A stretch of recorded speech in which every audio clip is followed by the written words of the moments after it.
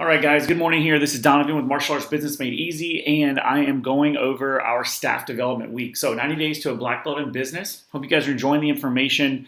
Hope you guys are implementing this information, taking it at least kind of game planning with your team or with yourself on moving forward with this information. This stuff is absolutely valuable. It absolutely works. I know that for a fact. We've opened 3 locations. The first 2 have been open right at 5 years. They're doing over $1 million. And then our current location, we're growing 10, 15, recurring members every month. That's not trials. That's 10 to 15 full members that are paying a full month, amount. We're growing by thousands of dollars a month. I know this stuff works. I don't believe I'm the smartest person in any room by any chance, but I do believe that I know how to work hard. I think I'm good with people, and I think if we can put a combination of your personality, being charismatic, being yourself, because hopefully you're doing something you're passionate about, in conjunction with just doing systems and templates of things that work. If you put that together, I think you have a lot of success. So today we're going to go over staff development, how I hire, how I train, and then our pay structure. So a lot of valuable information. This is probably one of the most valuable weeks you'll get long term.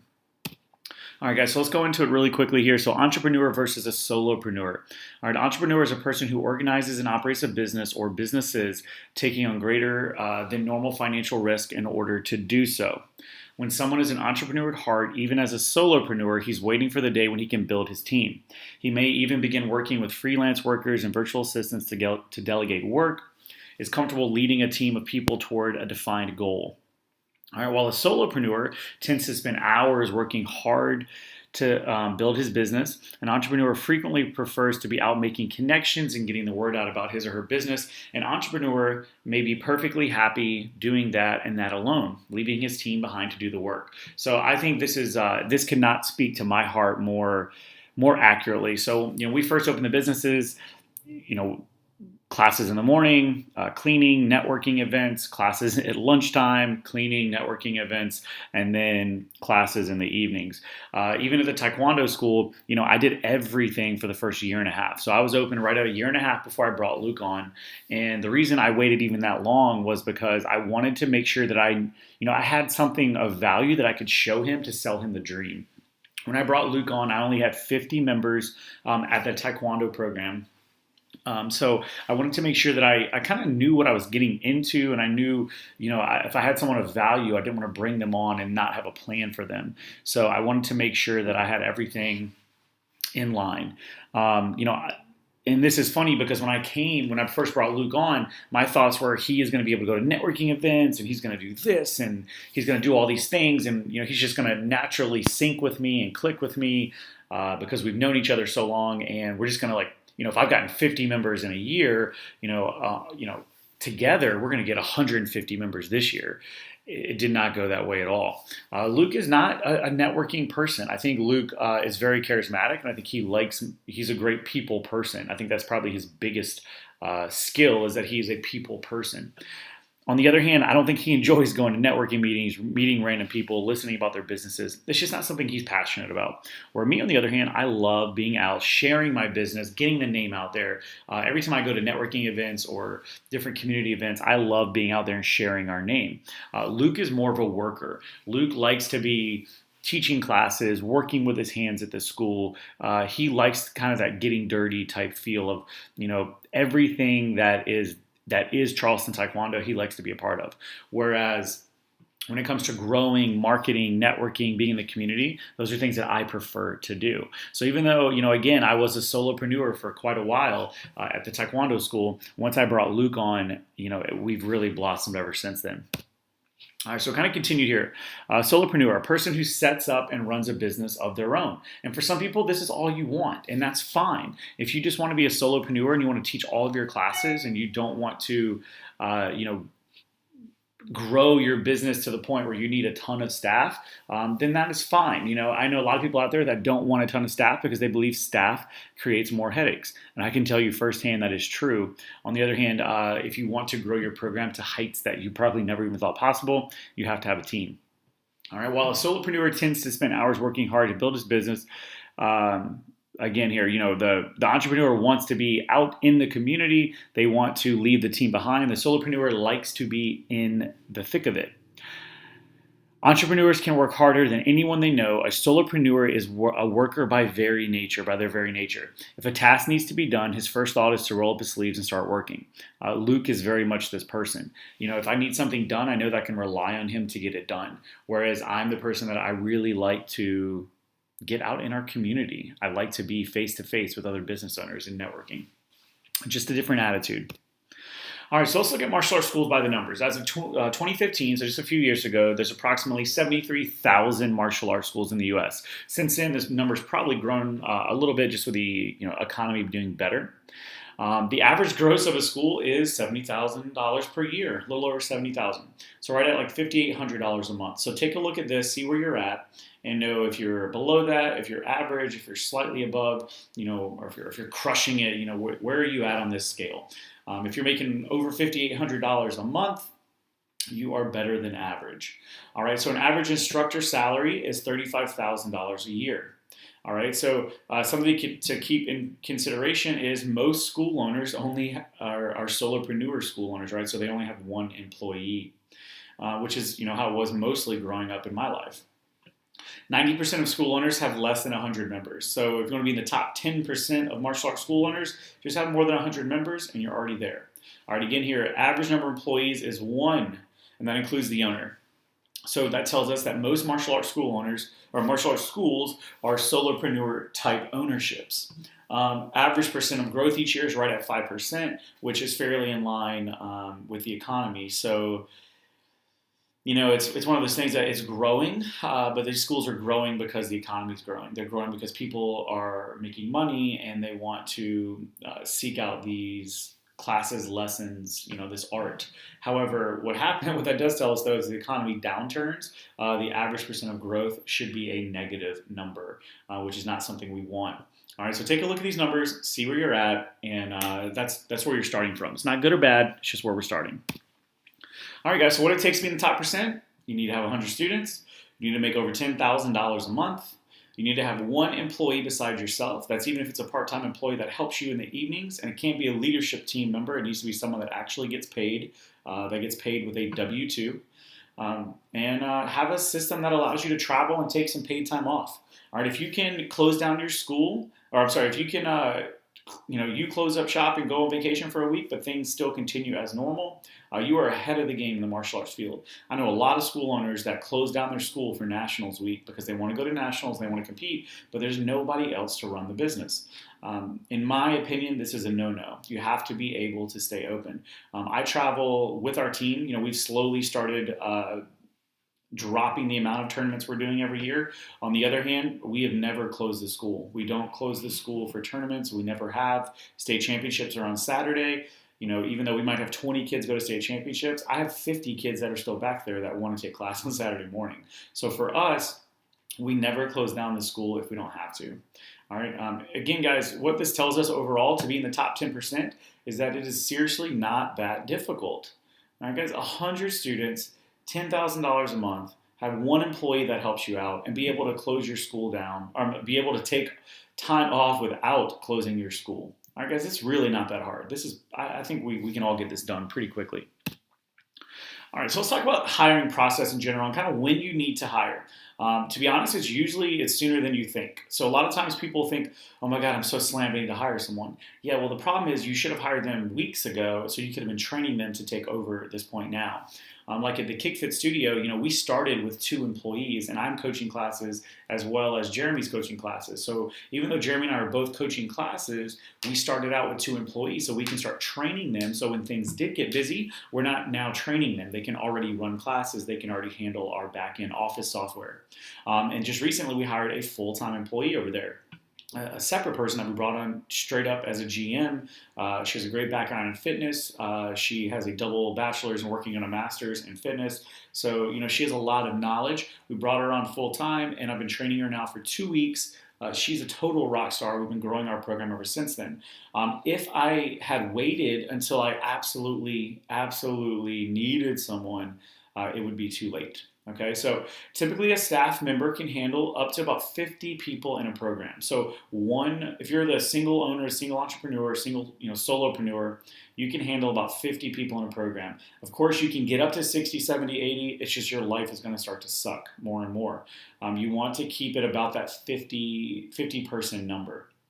For example, if you have 100 students, because that's the goal for a lot of us, we want to break that 100 member mark. You're going to need 2 staff members. You're going to need 2 people to help out.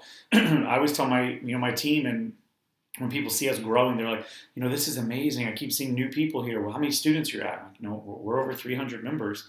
Like, that's amazing. I'm like, yeah, but 300 members have 300 questions and 300 issues and 300 pain points, that we have to touch on. So if I had to do everything myself, I just could never get it done. I would spend my entire day, 12 hours a day, just answering questions. And that's not effective for our business. So you're going to want to hire 2 staff members for, 100 people. So basically every 50 people, you need someone else to help you with that workload.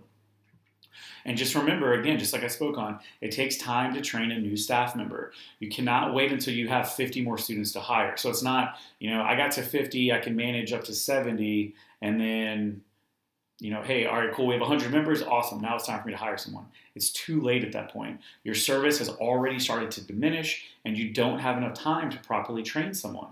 Unless you're willing to work 16 hours a day, and you're going to have them come in on crazy hours, they're not going to want to come in at these crazy hours for you to train them, and then you just simply don't have the time to train them. It is too late. Once your service starts to drop, you're going to start to lose people. So that's why we see a lot of school owners will get to that 70 person or even up to 100 people. They're like, I can manage it. I'm sure there's someone watching this webinar right now that has 100 members and is a solopreneur. That's totally fine, but I'm willing to bet you've been at 100 for quite a while. And the reason is because you don't have enough staff and because your service has diminished. Imagine having one more person on your team to help take your service to the next level. All right, guys, hire in advance so you can grow. And then once you hire, now the real work begins. All right, so not only do you have to do everything you've been doing, you have to take the time to teach someone everything you've been doing. So if it takes you 10 minutes to enter something in your software system, it's probably going to take you 20 minutes now because you have to explain it to someone else. Although this is a pain in the butt, it is something that is mandatory if you really want long-term sustainable growth. All right, guys, I hear this all the time, but wait, I got a leadership team of 20 people. My leadership team is on point. That's great. On the other hand, you still need to hire employees, okay? Leadership team is a great way to supplement your staff, but they are not a replacement, okay? And there's a couple different reasons why. If someone doesn't get paid for something, they're not going to be reliable. And they can be the most loving, dedicated student you ever had in your life. On the other hand, if they have prom coming up or, Friday night football games or something, you get second place to fun because they're not getting paid for your services. So it's very important to have an actual team that you pay that are required to be there, that it is work. All right, and let's talk about staff member clarification here. All staff should be on a W-2 and not a 1099. And then my understanding of this is if you require a staff member to work certain days and times, they are employees, they're not contractors. So a W-2 is an employee, a 1099 is a contractor. In the state of South Carolina, if you have a person that just works on their own freelance time, that does private training for you, and they book all their contracts and they book the time, the appointments, and they provide all their equipment, then they can be a contractor. But if you want them to come in for white belt classes on Mondays, Wednesdays, and Fridays at 5 p.m., that is a W-2 employee. So just so you know that, it's going to avoid you probably some headache down the road. Again, independent contractors work on their own hours and they must provide their own equipment. So if they're using your equipment, they're still a W-2, they're an employee of your company. Just keep everything legal. Just have every member fill out a W-2. Just keep it as legal as possible because down the road, you don't want to get hit being audited or something and it's just going to be a pain in the butt. All right, guys, so I'm going to go over the 7 qualities of a rockstar employee, things that I look for when I'm hiring someone. All right, first of all, they just take initiative. So this is probably one of the most important things to me because I'm a go-getter. I'm a person that needs to just GSD, right? Get stuff done. All right, star employees possess a can-do attitude and a willingness to learn and accept criticism. Self-directed employees who look for new opportunities and imagine fresh possibilities will be will best represent an organization. They step up and take ownership in solving problems and achieving the right results. These star employees motivate the team and add more energy. This is someone you need on your team, someone that takes initiative, that sees the toilet paper is out in the bathroom and they fill it up. They see, hey, this apartment complex just opened up across the street. We need to go over there and give them some new flyers and see if we can get in their welcome packet. Or, hey, can we host a private class for this new apartment complex that just opened up, a private fitness class or something. Find someone that takes initiative because you will get twice as much work done, I promise. All right, big thing, they have integrity. All right, integrity means keeping promises, doing hard work, and showing diligence and perseverance. Star employees are always true to themselves, and they fulfill their full potential, which means performing excellent work. Great employees display strong ethical values. Trust, kindness, and respect for other coworkers make them model employees. They act by the rules and help others do the same. So I love people that have integrity, that just do the right thing. They come in for work on time. If I'm running late or if I have a meeting that I can't be there in, I know that they're still getting work done. Every day now, I have some of my team members, all they do is follow up. We hired someone that literally their job is to just follow up with leads. Anytime we've gotten a lead in the past, we're going through and we're physically calling and texting each person. And we've actually had a lot of success with it. But I need to know, I'm not going to sit there, obviously, and watch them make phone calls and text messages for 2 or 3 hours a day. So I have to have someone that has integrity that I know is going to do the work while I'm not sitting there watching them. All right, they deliver results. Great employees always feel proud of their work. They believe in delivering results because they want to contribute to the company's success and feel valued. Most of all, star employees take action, not take chances, and take chances. New opportunities lead them to success and mold confidence to produce breakthrough ideas. Action-oriented employees always make money for the company. So, when I think of something like this, I think of Rachel, my office manager. She always goes above and beyond. We just had a board-breaking tournament this past weekend, a forms tournament at our school. She went out and found these gorgeous medals that were custom, that we had our name on them, and I don't know how the hell she got them so cheap, but she's just that person that wants to, help the team, to feel valued. I think she's a people pleaser, meaning, when she works for someone or she works with a team, she wants to feel good knowing that she's doing her best. And I think that, it's really important to have people on your team that are focused on delivering results and pleasing their team and helping out the team. So find that kind of person. Again, they communicate well. All right, this is very tough for employees and managers sometimes and teams, but it's very, very important to have open communication. Rockstar employees always use the most effective, influential, and clear way of communicating their point. Communication skills have a strong connection with other important features a great employee possesses, such as the ability to disseminate information and motivate fellow workers. It's very important to be able to communicate with your team. I can sometimes be very, not harsh is the right word, but very maybe like just sharp with my words. So I have to be very important, or I have to be very conscious, and it's important to focus on how I communicate with my team, that I'm getting across to them in a positive manner that motivates them and is not putting them down. So, it's very important to practice your communication, read up on communication, watch videos on communication. But regardless, you want to have an open line of communication. If your team members are struggling with something, you want them to be able to talk to you about it. All right. They're adaptable, very important. So business, as you know, your business probably looks and feels a little different than you originally imagined it whenever you first started out. Things change, all right? Great employees are flexible. They perform well with several assignments, both individually or as a team. They embrace versatility to meet the pace of the business. Rockstar employees eagerly accept diverse tasks. They're not afraid to get out of what you hired them for. They're confident that they can take on new tasks and new skills. The way an employee reacts to sudden changes measures his potential to adapt to the needs of the business world. Their ability to compete is dependent upon their ability to adjust in an odd situation. We always practice our scripts for phone calls, walk-ins, things like that. But there's always that one person that comes in that asks the most off-the-wall question. How we handle those questions, how we're able to adapt on the spot, says a lot about our team. And the big thing, they don't create drama. All right, great employees keep themselves calm in challenging situations and look for solutions instead of creating arguments. This is something I can get frustrated very easily with my team if something is not going right. What I've had to learn over time is, if something does not go right, that is the current situation you are in. Bitching about it, being upset about it is not going to help anything.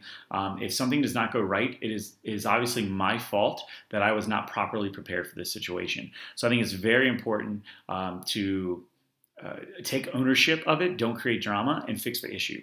All right. Rockstar employees do not allow themselves to be drawn into a fight, to pull rank, or to lose temper. They always prepare themselves for a potentially unpredictable condition by attaining strong control over their emotions. As a Rockstar employee, they become the voice of authority and motivation and preserve the peace rather than creating more chaos. If something is not going well, overreacting to it is not going to fix the problem. The best way to fix that problem is to make it a learning point, make it a teaching point. What can we learn from the situation? How did we get in the situation? Here's where we currently are. That is a fact. Let's move forward and just create this, create a better solution as we move forward. All right, they have passion. All right. At work, passion has become an unavoidable word in recent years. Passion is what makes an employee stand out above the rest. Unlike many other traits, passion is easy to spot in great employees. You can often sense someone's passion as soon as you meet them. Although you can't force yourself to be passionate about your job, you can pursue a line of work that you feel passionately about to help ensure success. Just make sure that the person that you're hiring is in line with the vision for your company. If you're teaching kids martial arts, you're going to want to have someone on your team that is passionate about helping children, that is passionate about the future leaders of America, that is passionate about stopping bullying from happening, that is passionate about helping children. Just make sure they're in line with the values and the vision for your company. All right, so big topic right now in the world is millennials, right? At least in America. Millennials, are they good or are they bad? They get a ton of bad raps, and I've even kind of said a couple of bad things about millennials in my past. But let's talk about this real quick. Let's break it down. Okay, what is a millennial? That's someone born between the ages of 1982 and 2004. This number has changed, between here and there. I've seen different reports have different age gaps there. I am personally a millennial, if this is the correct age gap. It just depends on really how you were raised, right? Why do millennials get a bad rap? We often hear that they're lazy, they're entitled little brats, and they don't understand hard work, right? Although I believe certain things may be true, they do come educated, I guess you could say, on certain things that are great for your business. So although they might not want to wake up early, work late, they grew up very differently than we did. They grew up in an age of video games, technology, social media. It is very different, right? But facts. Millennials were born in the digital age. They are the smartest and most educated generation in history. So as much as that might hurt to say, they are the smartest and most educated generation in history when it comes to technology. Baby boomers were born into industrial life. We built things, baby boomers in general, they built things with their hands and they believed in hard work. Everything at that point was still handmade. So to them, getting your hands dirty, rolling up your sleeves, and getting to work is valued. Whereas millennials value more of technology. They value doing things more efficiently. So I don't think one is necessarily better than the other. They're just different, and we just have to understand that. So if you want to say millennials are good or bad, that's a personal choice you can make. But just listen to my argument. I think you might open your eyes a little bit. All right, so millennials, the good news here. If you can understand them, they're going to be great for your business, all right? They come to you pre-programmed with all of the things that you suck at, all right? Typically, millennials are going to be experts on Facebook, on Instagram, on Snapchat, on Twitter, any hot trend that's going around the United States. And just remember, your market is millennials. They understand your market because they're in that market. It's what speaks to them. So one thing, I don't personally like posting on Facebook every day. I only got an Instagram because I thought it was good for my business. I don't have a Snapchat. I don't have a Twitter. And I could care less about hot new trends that are going on. However, I have people on my team that are very good at posting on all of these platforms, that understand all of these platforms and do it better than I do. So the cool thing is they can do things very well that I suck at or just don't want to do. And that's something you have to remember is even if the key is we want to hire someone that is good at the things that we either suck at or don't want to do. Millennials, although they might not be great at hard work and they don't want to clean your toilets and they don't want to, work 12-hour shifts. However, those are probably things that you don't mind doing because you understand the value of hard work. You understand rolling up your sleeves and putting in the hours. But you probably don't want to sit behind your computer all day and write blogs or write Facebook posts, post pictures. The cool thing is they'll do that for you. Okay, so hire millennials for tasks such as Facebook, Instagram, Snapchat, Twitter, anything that is social media or technology related. If it takes you weeks to learn your Zen Planner or your member solutions, they're going to learn it in days. It's going to be a lot faster. All right, so the big thing we have to remember too when it comes to your business is you need to check yourself before you wreck yourself, right? Famous last words. If you want great staff, you need to be a great leader with a great place to work. And that's just a fact, okay? People don't work for crappy leaders and they don't want to work for a crappy place. They don't want to work for a place that smells like a foot or is not fun to be at.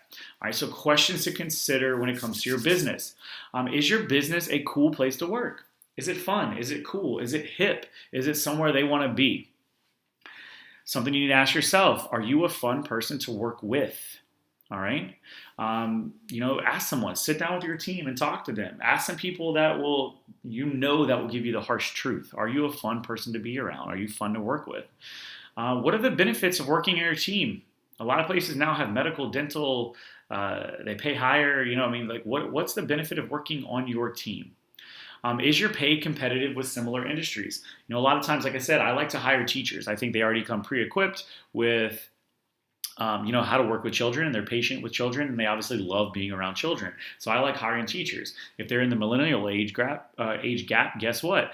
They like working with children, and they're good at social media. So it's a win-win for me.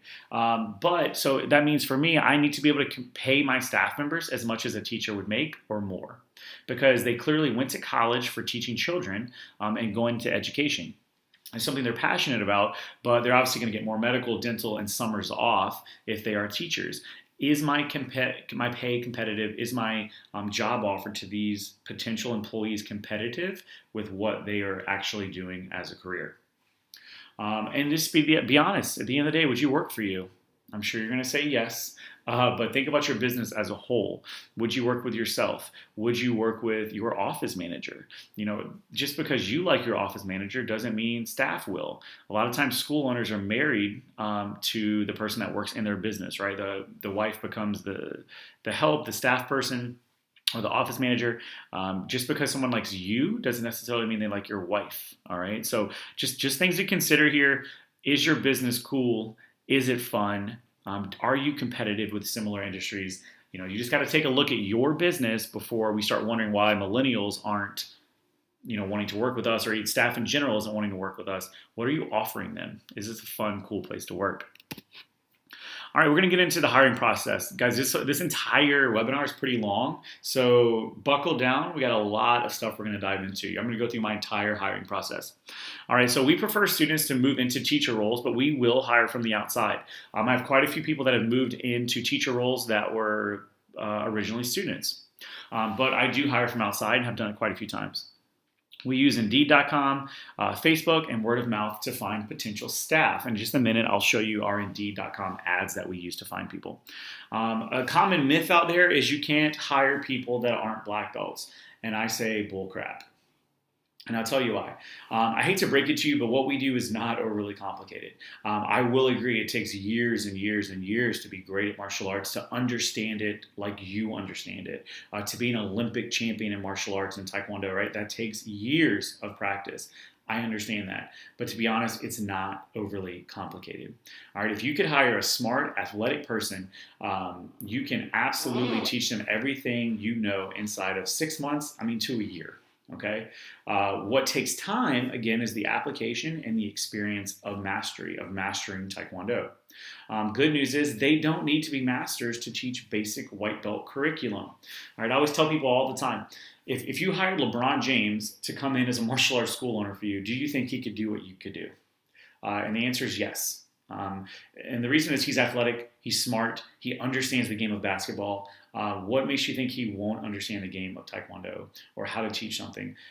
He understands doing drills over and over. He understands being repetitive. He understands dedication, hard work.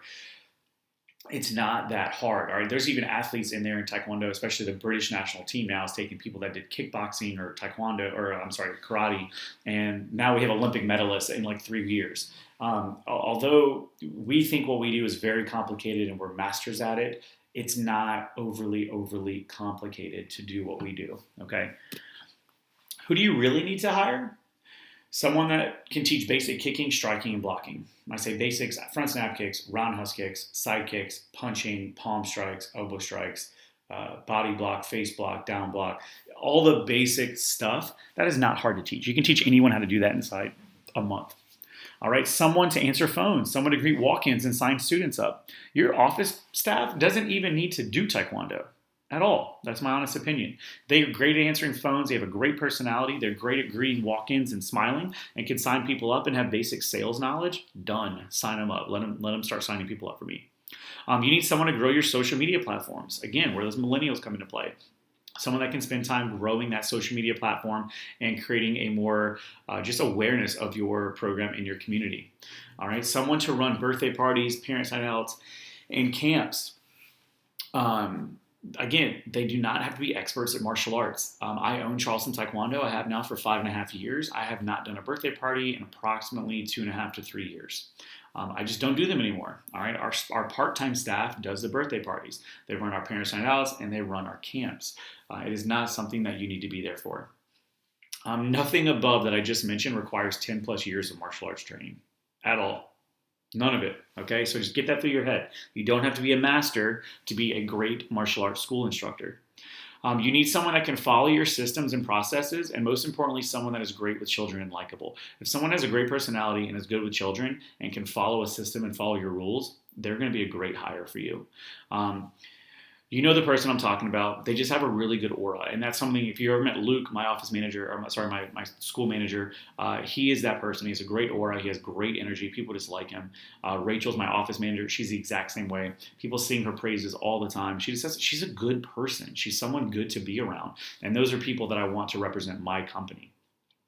And remember, you do not have to replicate yourself. Let them be their own person. This is something that I struggled with in the beginning. I thought that I needed to replicate myself, like Luke needed to teach like I teach. I spent the majority of my 20s training, at the Olympic Training Center, competing at nationals, Olympic trials, Pan Am trials, traveling around the world, competing in the world-class athlete program with the Army. And Luke didn't do that. Luke went to college. Luke got a job. We had a very different path. So I can't expect him to have the same experience and knowledge as I do. It's just different. So again, you don't have to replicate yourself. Let them be their own person. There's people now that at the Taekwondo school that don't know who I am at all that highly prefer Luke, I'm sure. So remember, let them be themselves. Let them own up. There's certain things they need to follow when it comes to systems or processes. But overall, let them be their own person. All right, so here's an example of what an ad we use on Indeed.com. Indeed.com is absolutely free. You can post jobs and boost them, so you'll get more, potentially quality leads, I guess, but they'll just show up more often. I've used sites like ZipRecruiter. They do like a free week trial or something like that, and then it's like $150 or $180 a month. I would recommend against that. I use Indeed.com. I don't use Craigslist. I feel like Craigslist is just that cheap, kind of dirty site that I don't think anyone of quality is really going to look for a job on Craigslist. So I think kids fitness instructor is definitely going to be, you're going to do best on Indeed. So let's dive into this really quickly here. I'd label it a kids fitness instructor because I put martial arts instructor before, and I feel like a lot of people look at that as a maybe something they're not interested in or something they don't know, like, hey, I don't know martial arts, so I can't do that. I put kids fitness instructor because a lot of people are more likely to bite on this, and they're probably going to be a great candidate. I can teach them the martial arts portion. I just need them to be good with children. Again, they're a kids fitness instructor, so they understand fitness and they like children. And then the company is obviously Charleston Taekwondo. So that says, hey, you're working for a martial arts school. All right, then it has the location, and we then it goes to salary. So I start people off at $12 an hour, 12 to 15. It really depends on the hire. I have some hires that we start at 10, but depending on how much you're willing to pay, how much you're comfortable with paying, I start people out a minimum at 10, and I pay up to $18 an hour for teaching Taekwondo classes. When I first start out, I hire everyone as a part-time instructor for Taekwondo. All right, so let's jump into the job summary here. The perfect person for this job has high energy, is self-motivated, punctual, and enjoys working with kids. We offer classes for kids ages 3 and up. Someone might think they love working with kids, but a 3-year-old is very different than an 8-year-old. So we let them know up front, hey, you're working with kids 3 and up. No martial arts experience needed, as we can quickly teach you everything you will need to know for our program. But you must be a quick learner and willing to try new things. Pretty simple, right? They don't need to know front snap kick, roundhouse kick, side kick. I can teach them all that. Again, they're teaching 3-year-olds. It's totally fine. All right. Duties will include teaching basic fitness movements, learning and teaching martial arts movements, and helping children with after-school activities, as well as offering excellent customer service to our members. I mean, that's basically what we do in a nutshell, right? We offer fitness movements, learning, teaching martial arts, helping children. We do after-school program. And then the big thing is just our overall excellent customer service. And then the big thing is must have a clean record in dealing with children. We do a background check. They just need to have a clean record. We want them to work every day from 2 to 6. That's kind of when our busy portion is. That's when our little Tigers class, white belt class, yellow belt class, green, blue belt classes are. I don't have them teaching red and black belt classes because they don't need to know that curriculum. That's what I have my full-time staff for. They're working with our senior belts. And then the questions I have them answer is how many years of teaching have you had with children? How much experience do you have working with children? So this is an example of the ad we posted. It basically walks you through on Indeed.com. You can just enter in all of this information. It poses a question. You just answer the question, and then it creates this ad for you and shoots it out there. So pretty simple, pretty easy to use. Indeed.com. Check it out. All right, we're going to go through my hiring process. Once I find qualified candidates, I ask them to get a coffee at a local coffee shop and discuss the position. I treat it like a first date, okay? So I ask them questions and get to know them on a personal level. I find out what they like to do on the weekends, what they dislike doing, any prior experiences with children. I just get to know them. Like, are you married? Are you dating? Do you have a dog? What do you do for fun? How long have you lived in Charleston? Just get to know them. Don't even overly talk about the job that much. I just really get to know them. It's just like dating. If there's no need for a second date, I just let it go. If I feel they are possibly a good fit, I invite them to come watch a class at a later date. Basically, it's like dating. If I don't want to hang out with you, then I know my community of people don't want to hang out with you either. All right, I have them come watch 1 or 2 classes that they would be responsible for running. So I'll have them watch that Little Tigers class, or I'll have them watch our white belt class. And I tell them to think of any questions they could possibly have, and then we'll just discuss after classes. So like I said, go get coffee, get to know them a little bit in a mutual setting. Next one is I invite them over to the Taekwondo school. This is a separate day. We have them come to the Taekwondo school, watch 1 or 2 classes, and then I just sit down with them in the office and, hey, so what'd you think? Did it look cool? Is it something you're interested in doing? Does it look fun? And I've had people say, yeah, this is great. I can't wait to start. And I've had some people say, like, this is a little different than I thought. I don't want to do this. And that's fine. But at least I know where we stand. All right, continuing the hiring process. If they feel this is something they would like to pursue, I have them come back and teach me something. It can be anything that they're comfortable with, and I've had people teach me, for example, a jiu-jitsu move, some dog training, guitar practice. We've done painting. I've done a hula hoop class. I've even done line dancing. Again, the purpose of this drill is so I can see how they teach me something that they're comfortable with. If I had them teach me a kick, it obviously wouldn't go that well because it's not something they're confident in. So what I do is I have them teach me something they're confident in just so I can get a feel for how they share information. All right, the teaching drill goes well. I invite them to shadow or teach for a 2-week trial. This period is for both parties to see if this is something they would like to pursue. All right, the goals of this 2-week trial, first of all, learn the names of students. Get to know them, high-five them, greet them as they come in the door. Just become their friend. And I want to see how they interact with members. If they're quiet and shy and stand off to the side, then it's just not going to work out. I need someone that's smiling, that's bright, that has a good personality, that's meeting with our members and asking questions and getting to know them. We start to teach them how to lead warm-ups and how to lead games. And then it gives us a really good chance in that 2-week period to see, do they exhibit the 7 qualities of a rock star employee? So it's a good chance we just kind of get to know each other over that 2-week period. All right, at the end of the 2 weeks, I have hired people and I have told people this is just not going to work out. We've had quite a few on each end. All right, congrats, you're hired. If they join our team, we give them a welcome packet that includes all the things they must know or do to be successful on our team. This includes how to use sick days, vacation days, our cell phone use policies, everything. All right, I'm going to give you this packet that we have them work on, okay? Depending on the position, we have them follow a timeline to learn all the material. For Taekwondo, fitness, and kickboxing are all different processes because they need to know different material to be successful. So we have a Taekwondo school, we have a fitness, CrossFit gym, and then a kickboxing facility. They're all slightly different because the material is different. So depending on the position they got hired for, it is different. And then even within the Taekwondo school, having someone that is a front desk person versus an after school person versus an on the floor coaching person, all their jobs and roles are slightly different. So we have them learn different things. But I'm going to show you that in our welcome packet. All right, guys, most important thing is inspect what you expect. Many hope to hire someone and then hope they work out. Okay? Many of you hire people and then wait for results to happen.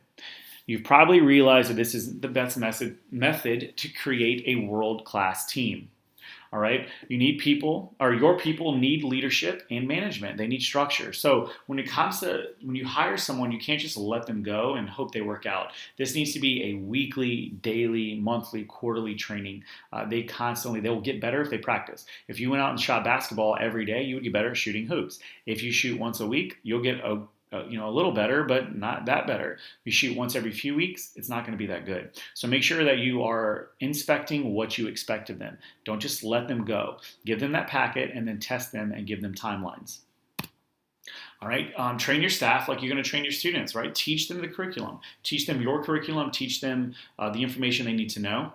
Give them stripe. You give your members stripes in between to let them know they're getting it. Have a checklist that they can get checked off on when they know certain material so that they know that they're progressing and they feel valued in progressing.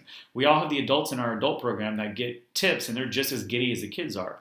Why? It's because they're getting public validation that they're learning the material. Your staff's no different. All right, have a scheduled test date. Test them on certain days. Pick a date. Every week or every 2 weeks, we're testing on this material. Make sure you know it. Help them prepare for the test. All right, make them show up and test on the material. And honestly, they either pass or they fail. There's no in between. There's no, well, you did pretty good, but this. You pass or you fail. It's black and white. They either know the material or they don't. Give them feedback for their improvement. And then the cycle just repeats itself. All right, apply this strategy to your staff, okay? Constantly training, work. If you've been in the military, I know some of the guys in this group have been in the military in the past. You know how it is. You're in a line unit, man. You're constantly prepping for war. You're constantly prepping for your position. All right. Train, test, cycle. Train, test, cycle. All right, guys, we're going to get into pay structure here. All right, so total pay for staff should be between roughly 25 and 35%. I personally try to keep my payroll at roughly 30% so that I can have 5% left over for their bonuses, staff training, seasonal staff, etc. So let's look at just an example here. So if in January you make $20,000, your payroll should be between 25 and 35%. You should be able to pay between $5,000 to $7,000 to your staff.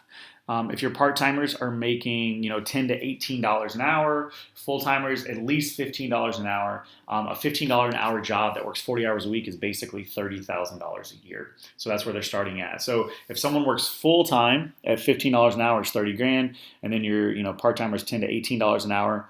Do not count your owner draw in this payroll. So just a side note, we'll get into that in just a moment. All right, guys, so pay structure continued. Pay staff what they can make working in the real world. So not that what we do isn't the real world, but just, again, if you're hiring a teacher, you need to hire them based on what they would make in that position in, outside of your school.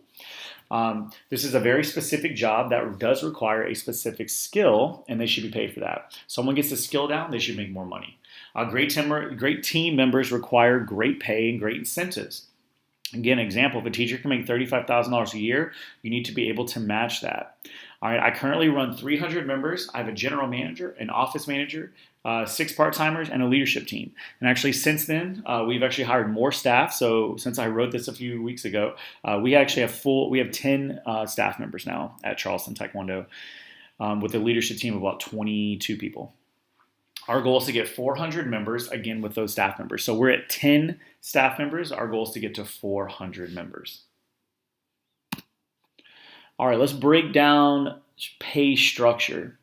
All right, if a monthly gross is $20,000 a month, just like we talked about in January, that means, if your average client value is worth $150 a month, so your average client value is $150, that means you have about 135 students. So you can adjust this number accordingly.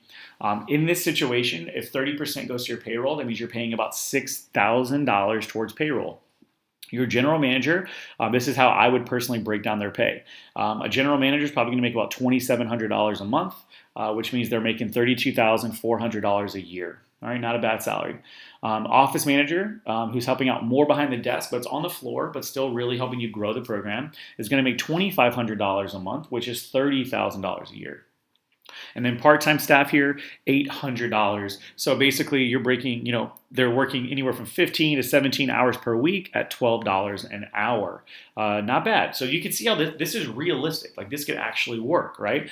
This makes sense. A general manager making $2,700, office manager making $2,500. Those are both full-time positions. Part-time staff, you need about 17 hours a week helping out at $12 an hour. I think you could find a kid willing to do that. And then remember here, your owner draw should be about $5,000 based on this number. So an owner draw should be roughly 25% of the $20,000 we started with, which comes out to $5,000. So if you are that GM and the owner, so if you teach the classes and you're the owner, you should be making about $7,700 a year. All right, so if you're grossing $20,000 a month, you should be making roughly $7,700 a month take home, which means you're making about $92,000 a year as an owner. All right, that's how the numbers should work out, plus or minus a few thousand. All right, so let's talk about owner-operator salary. I get this question a lot. Business owners will get a draw and a salary if they teach at their school. It's the same way for me. I get an owner draw every month. I also get paid for the classes that I teach and the consulting that I do with my team. Those are two distinct positions and need to be treated as such, and they need to have different pay structure. If eventually you're not the instructor anymore, you need to pay the GM to replace you.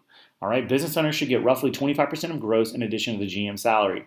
Depending on your bills and expenses, I've made up to 38% before. So it just really depends on your business, but a 25% target is a really good target to shoot for.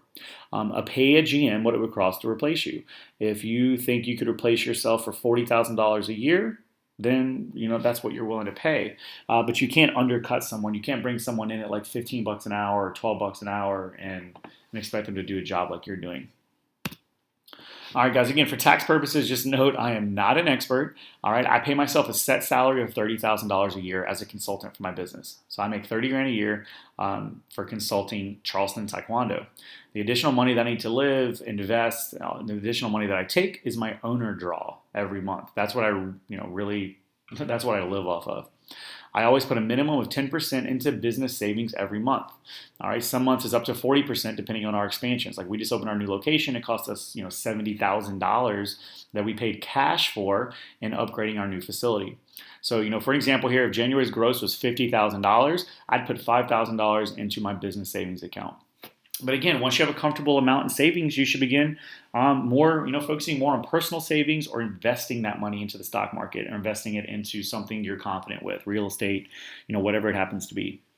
But again, make sure you have money in savings, not just for yourself, but for the business. All right, for bonuses for staff. All right, so salaried staff get raises as the business grows. So anyone that is a full-time staff, salaried staff, my office manager, my GM, they get paid a salary, and it rises and raises and lowers with the business, with the growth of the business. Periodic bonuses related to gross sales and overall performance is what they get.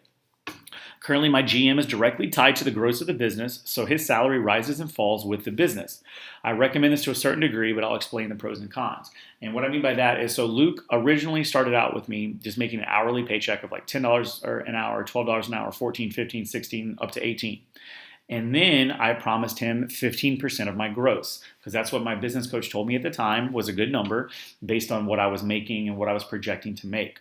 Well, to be honest, I limited myself thinking Taekwondo would top out around $20,000 to $22,000, a month.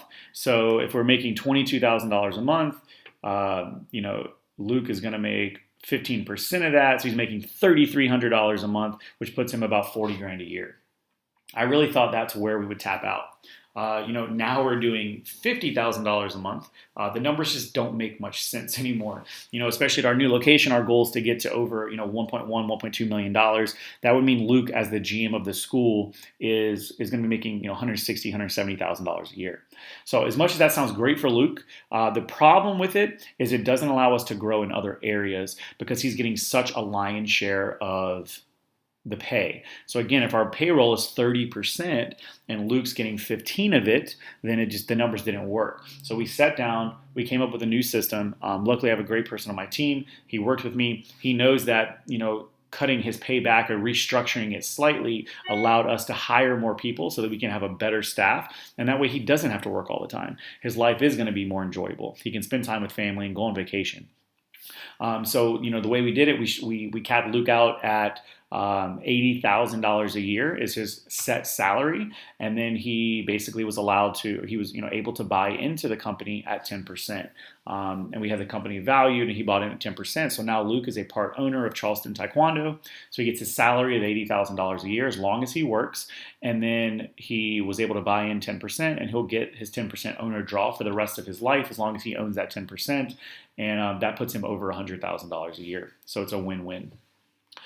So set goals for your business and give bonuses for performance. All right, tie them to the success of your business if you want them to work hard. Don't just give people bonuses, right? But I think it's a great thing to give bonuses. We just need to tie it to our business. Okay.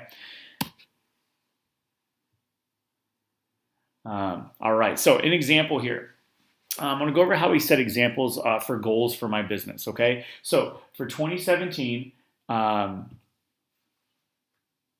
Just use an example. This is not our numbers, but I'm using an example for a business, right? So in 2017, say your gross was $200,000, which means you average, $16,600 a month.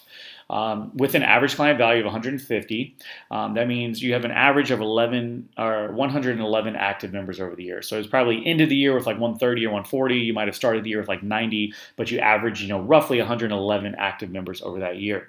All right, I break down each month's total students signed on trials. And then what I do is I go through and add 3 to 5 more trials per month, and that becomes our minimum goal. So if in January we signed 5 trials, but in February we signed 8 trials, next year, January's goal might be 8, and February's goal might be 10 or 11. I just basically up every month 3 to 5 trials. The months that are higher months, August, September, October, I really ramp those up. I might add 10 trials on those. All right, guys. So if you just look at the numbers here, if we average 4 new trials a month times 12 months, that means we should do about 48 new trials this year than we did the previous year. Okay, so 2017, you signed 100 trials. You converted 50% of them, which means you have about a 50 member base. So you should have grown by 50 members, okay? 100 trials divided by 12 months equals you need to do about 8 trials a month. So if you want to grow your member base by 50 members next year, right, you need to do about 100 trials, right? It's about a 50% conversion rate. And over 12 months, you need to sign 8 trials a month. That's what you need to average, okay? So here's another example. We're going to continue it out for 2018. So how I would goal set moving into the new year. So like last year, let's see, we did 200 grand. And moving forward this year, we want to do 290 grand. So I want to average $24,000 a month, which is about an $8,000 a month plus over last year. All right, 2018, the new goal is 148 trials, okay? So 148 trials divided by 12 months means I need to have 12 trials signed per month, all right? The reason it's 148 is because, again, I averaged 4 new trials a month over 12 months, which is 48. And we did 100 last year. So I'm assuming we're at least going to do what we did last year. Plus, we're trying to get 4 more new students every month. So that means we're going to have 148 trials divided by 12 months. We need to sign 12 trials per month. Some months are going to be higher, some months are going to be lower. That's fine. We just have to account for it overall. All right, guys, again, 148 trials with a 50% conversion rate means you're bringing home about 74 new members.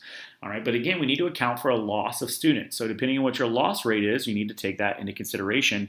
Assuming you lose 2 students a month, which means about 24 members a year. We take that 74 members, we subtract 24 members. That we're losing, and we have 50 new paying members. All right, the 50 new paying members is at 150 ACV. We should grow by about $7,500 per month, which is about $90,000 a year. All right, guys, I hope that makes sense. If it doesn't, just comment in the box in the Facebook group, and I'll break this down. But I think it's pretty simple here. We need to have a goal. We need to hit that goal first, and then we need to account for what we're losing, and then we need to get at least a 50% conversion rate, and then keep them signed on. You should make close to about $90,000 more this year than you did last year. And again, if you look at the numbers, a 25% gross as an owner, or 25% net as an owner means you're bringing home about $23,000 more than you did a year ago. All right, so a snapshot of my 2018 projections for Charleston Taekwondo. These are my real numbers. There's no bull crap. My goal is to get $748,000 or average $62,000 a month at my location. How I'm going to do that? I need 300 students at $45,000 a month. All right, my after-school program, I need 40 students in that program. That's making me $15,000 over 10 months because we don't charge for June and July because we have summer camps. My tuition at 300 students, $45,000 a month should make us $540,000 for the year. Our after-school program should make us about $154,000 a year. And then our camps, we're going to sell at least 300 weeks is our goal. We're on pace to do about 350 or 400 weeks right now. We will do about $53,000. And then what I do, if you look to the right over here, I go in and I go quarter by quarter. So I need to make $170,000 in the first quarter, which is I need to average about $56,000 a month. All right, again, quarter 2, $180,000 or averaging about $60,000 a month. Q3, $195,000, averaging $65,000 per month. Q4 is $200,000, averaging about $67,000 per month. Are you going to see the numbers here? That's going to be a $250,000 gross over last year, which means I'm at about 50% growth. 50% growth, excuse me. Last year we did right at $500,000. I want to grow about $250,000 this year. It is a very lofty goal that I've not grown that much. The most I've done in a year is about $130,000 increase in a year. So shooting for $250,000 increase is a lot, but I really just think we can do it with the systems we've put in place, my team. I'm confident, worst case scenario, we don't hit that goal, but we grow by $200,000, I'll still be a happy person. All right, so let's go into bonuses for staff. So if we collectively hit our quarterly projections, here's how I break it down. So for example, Q1 this year, our goal is $170,000. And then Q2, our goal is $180,000. So that means there's a $10,000 difference. All right, if we hit that $10,000 difference, what I'm gonna do is I'm gonna take 10% of that $10,000 difference, and I'm just gonna give that to my team for bonuses. So the way it works is that's $1,000 to work with.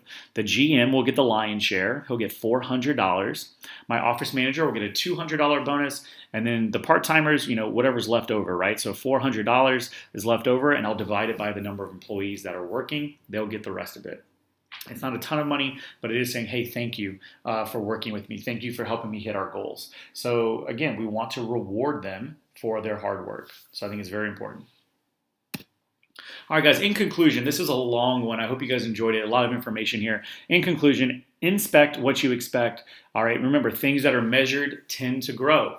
Things that are measured and compared grow exponentially. That's a quote from Dan Kennedy. A great author. Check him out. Guys, just become obsessed with measuring your results, measuring your expectations, and work with your team on a daily basis. And I promise you, you're going to be very successful. All right, guys. Again, this is Donovan with Martial Arts Business Made Easy. I hope you enjoyed it. In closing here, your homework. All right, so create your own hiring process outline, or just use mine as an example. Use our staff member checklist as examples for your own team. Create a pay structure for your staff, something that's hard on paper that they can physically see that, what's the goal for them. And then create your revenue projections for 2018 and 2019. Break it down by quarter and then break it down by month.